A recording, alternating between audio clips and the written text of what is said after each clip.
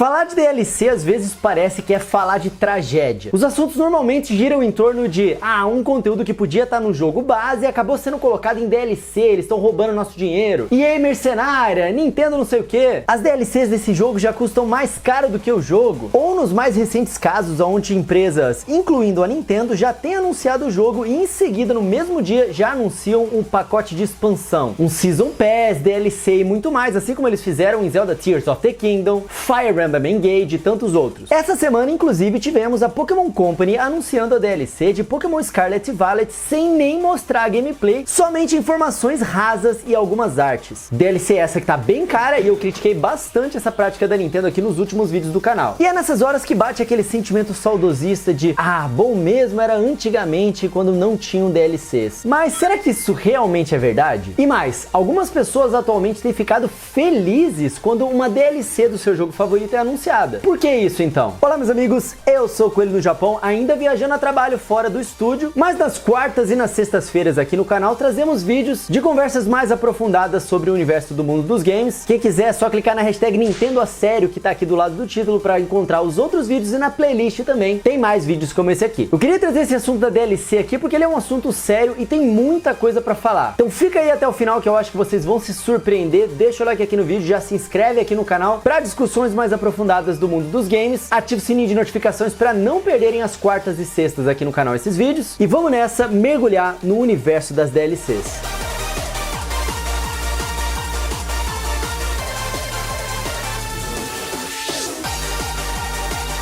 A Easy Games é quem está patrocinando o vídeo de hoje e eles são um excelente site para comprar mídia física, seja de Nintendo, PlayStation ou Xbox. Eles também carregam vários dos menores preços do Brasil em diferentes produtos. Então antes de comprar um jogo, cara, sempre olha na Easy Games e procura pelo preço mais barato. Um dos produtos que eles mais vendem é justamente o Nintendo Switch OLED, porque eles têm excelentes preços. Atualmente, o Nintendo Switch Lite na Easy Games é o mais barato do Brasil. E lá eles têm, além dos jogos, vários acessórios como controles, a cinta de perna para jogar o Nintendo Switch Sports e vários outros acessórios oficiais, o carregador oficial do Nintendo Switch e muito mais. Nintendo, PlayStation e Xbox é na Easy Games, eu vou deixar o link deles aqui na descrição, porque eles têm um rápido atendimento de confiança e com entrega rápida também, porque todos os produtos que estão no site, eles têm a pronta entrega na loja. Então acesse o site lá e seja feliz aí com o seu próximo joguinho. O próprio conceito de DLC anda meio nebuloso ultimamente. Normalmente a gente começaria o vídeo explicando o que é uma DLC, mas até isso parece que perdeu sentido nos dias de hoje. Traduzindo a sigla, DLC é Downloadable Content, ou seja, conteúdo baixável. Mas eu já adianto que isso não ajuda tanto assim hoje em dia. As DLCs começaram como uma forma de acrescentar algo novo via download, uma roupa a mais, uma fase extra, um personagem extra em um jogo de luta, um conteúdo a mais, um complemento num jogo que a gente gosta. No exemplo de personagens extras em jogos de luta, a gente tem Mortal Kombat 9, ou até um Mortal Kombat 2011, que teve mais de 25 personagens lançados no disco e apenas 4 personagens lançados em DLC. 5 com Kratos, né, na versão do PlayStation 3 ali. E essa realidade mudou, porque agora, em Mortal Kombat 11, a gente ainda teve os 25 personagens dentro do jogo, só que a empresa fez 13 personagens via DLC, um número 3 vezes maior do que o jogo anterior. E houveram muitas críticas das pessoas falando, esse personagem já tinha que estar dentro do jogo,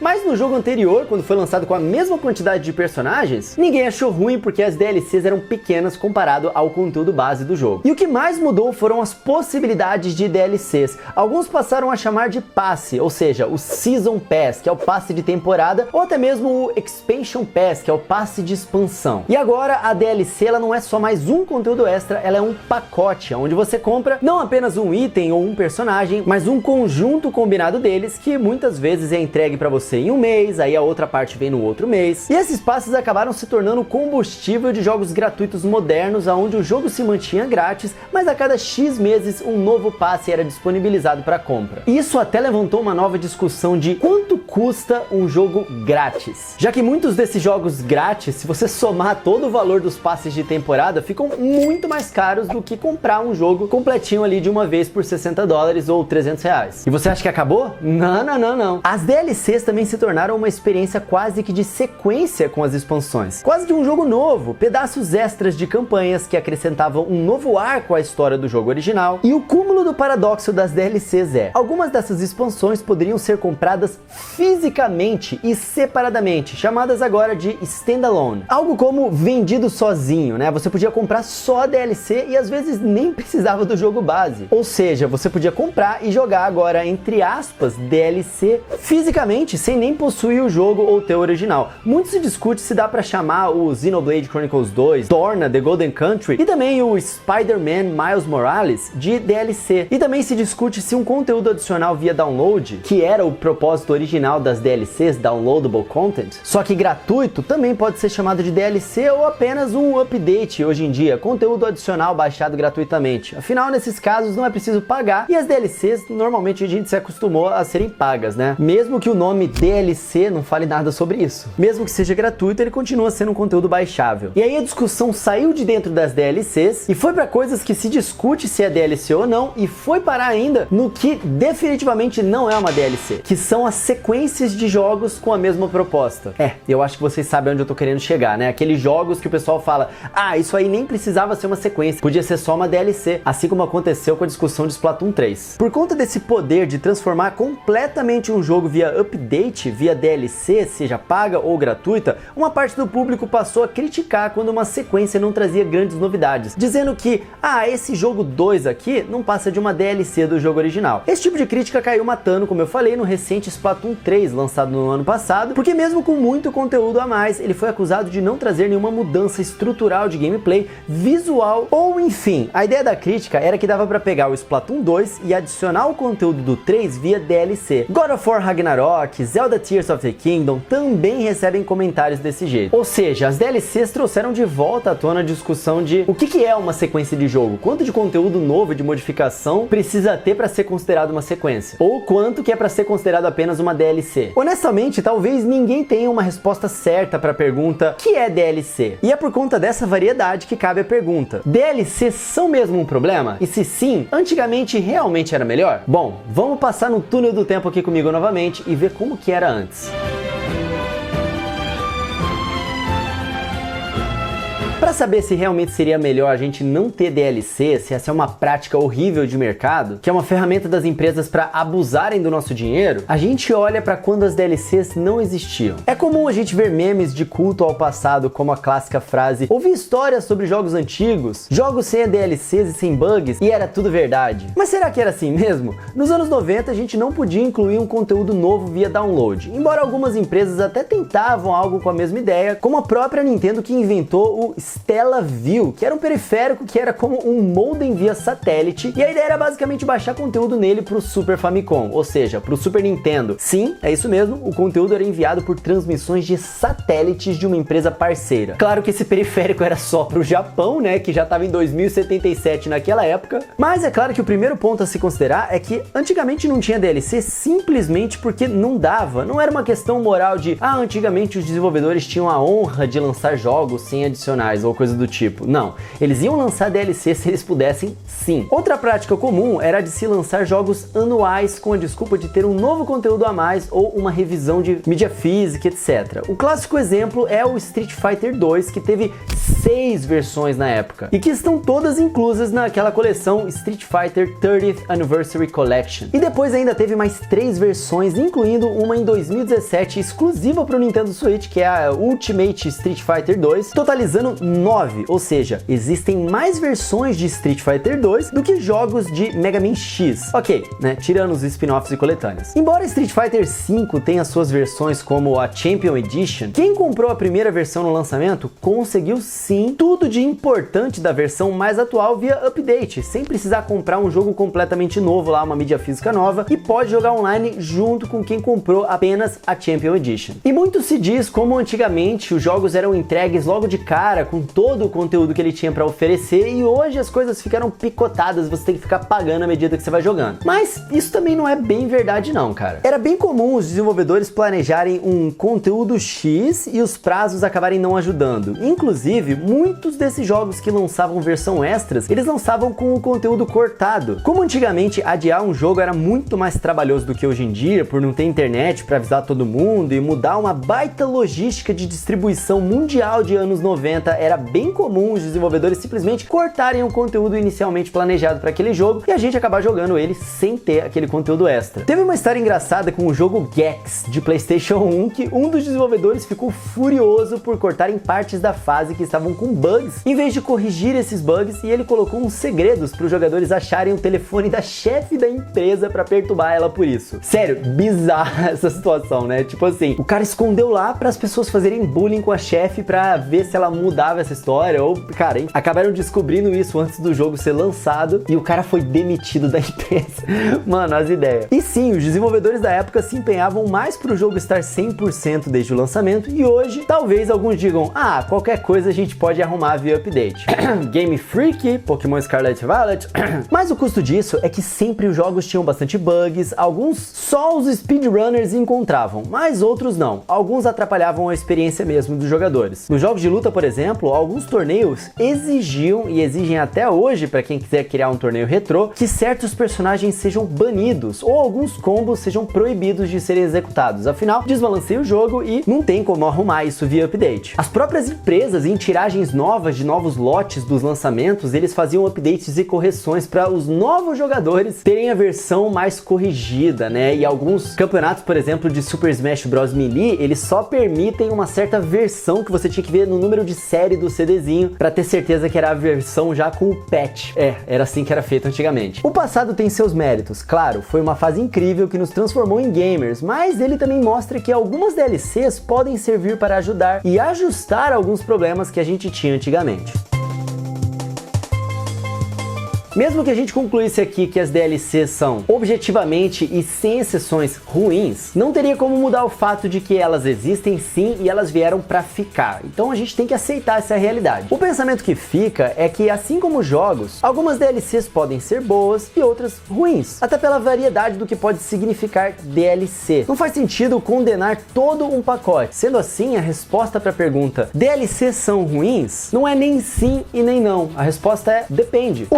Depende do conteúdo dessa DLC. Um exemplo sinceramente ruim foi em Mortal Kombat 11, onde eles pegaram o Shao Kahn, que é um personagem da história, e trancaram ele como DLC e bônus de pré-venda. Pô, NetherRealm, meu personagem tá lá, cara, ele tava desde o início, vocês não trabalharam nele depois que o jogo foi lançado, porque quem comprou, jogou com ele no lançamento, foi só um jeito de cobrar a mais por um personagem querido. Mas um exemplo bom são de jogos como Brawlhalla e Paladins, onde ao comprar um passe de personagens, você tem acesso a todos os personagens que tem e terão no futuro do jogo, e esse pacote é muito mais barato do que comprar um jogo completo. 2. Depende do preço e da quantidade, né? Realmente, a partir do momento que as DLCs saem mais caras do que o próprio jogo, era melhor terem lançado uma sequência mesmo. É meio que o caso do Dragon Ball FighterZ. Isso, claro, pensando em um número baixo de DLCs e com um conteúdo relativo. Se o jogo quintuplicou de tamanho, é óbvio que a gente entende que o valor, né, da DLC faz sentido ser alto. Mas alguns jogos sequer cobram por DLCs. Inclusive, a gente fez um vídeo compilando jogos que são dessa forma, que não compram por DLCs, e é um vídeo maravilhoso que eu recomendo muito vocês assistirem, e é um guia que lançamos na última quarta-feira aqui no canal, e é por isso que é importante deixar o sininho ativado, deixar um like no vídeo e se inscrever aqui no canal para não perderem esses vídeos. A DLC de Xenoblade Chronicles 3, apesar de custar metade do jogo, adiciona inúmeras coisas extras de todo tipo, entre roupinhas,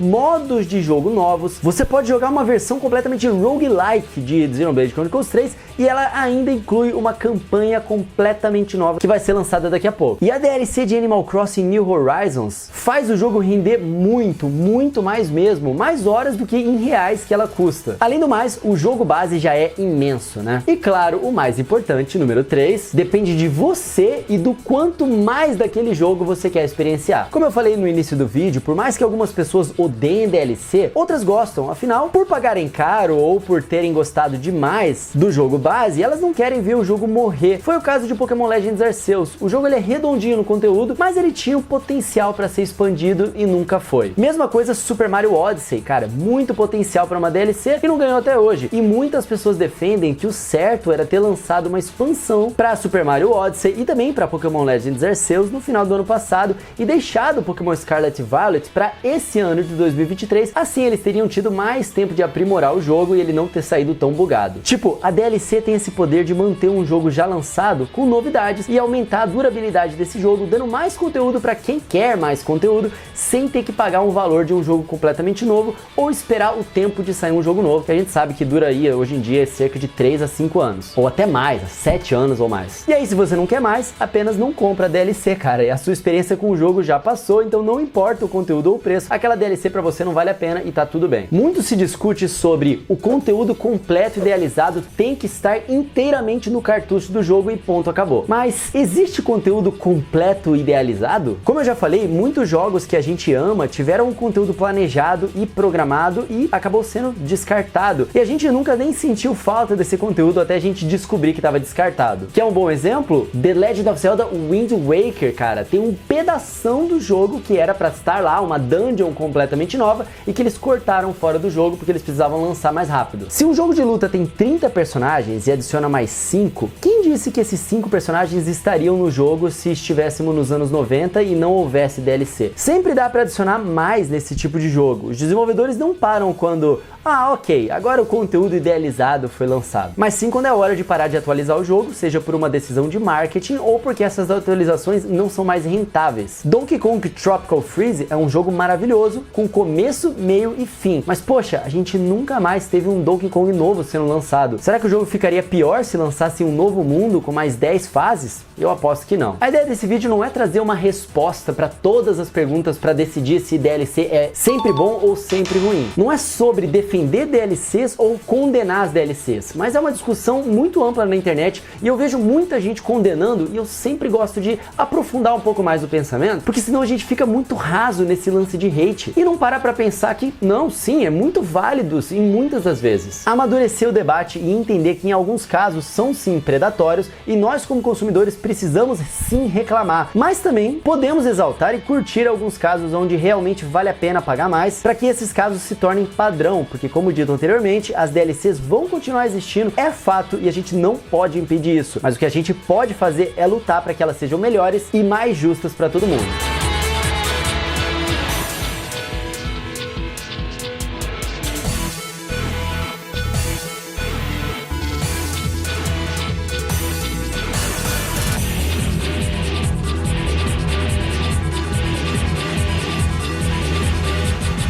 E vocês, galera, quais jogos vocês acham que tem um bom modelo de DLC e quais vocês acham que, pô, tá de brincadeira com a nossa cara que vocês estão cobrando por isso, né? Qual jogo vocês queriam ver uma DLC pra ter mais daquele game querido? E mais importante, o que vocês acharam do nosso quadro Nintendo a Sério de hoje? Gostaram? Discordaram? Algumas partes sim e outras não? Me conta aqui que o debate continua nos comentários, beleza? Muito obrigado por terem assistido aqui até o final, eu espero que essa discussão tenha agregado um pouco de informação extra aí pra vocês, ou que tenha dado um pouco mais pra vocês poderem pensar. A gente tá aqui conversando sobre videogame da forma que a gente gosta, mesmo fora do nosso estúdio, do meu ambiente de gravação. Eu espero que vocês tenham curtido. Se vocês curtiram, deixa um like aqui no vídeo, inscreva-se aqui no canal para ficar por dentro de tudo sobre o universo Nintendo, ative o sininho de notificações pra gente sempre poder bater esse papo aqui e vocês conhecerem os outros vídeos que a gente lança aqui no canal. Dá uma olhada aqui na descrição para outros vídeos de discussões como esse aqui, tá bom? Lembrando, os patrocinadores aqui desse vídeo são a loja Easy Games. Na hora de comprar o seu próximo jogo, cara, mídia física nacional sempre com um preço mais barato, mesmo fora de época épocas de descontos, Nintendo Switch Nacional, Nintendo Switch OLED e acessórios oficiais da Nintendo, é na Easy Games, galera. Links deles aqui na descrição. Vou deixar aqui também as minhas arrobas, Rodrigo Coelho C, lá no Twitter, no TikTok e no Instagram. Me segue por lá pra gente poder bater um papo, os links da Amazon com outros produtos que eu recomendo. Já favorita aí, coelhinojapão.com/Amazon. Na hora de comprar alguma coisa lá, sempre lembra de clicar nos meus links, que ajuda pra caramba aqui no canal, e eu agradeço demais o apoio de vocês e de todos os membros aqui também. E é isso aí, meus amigos. Sejam gentis com as pessoas, porque essa é a característica mais importante aqui da nossa comunidade. Eu vou ficando por aqui. Nos vemos no próximo vídeo. Um tapa na pata do coelho pra dar sorte e até a próxima, amigos. Valeu!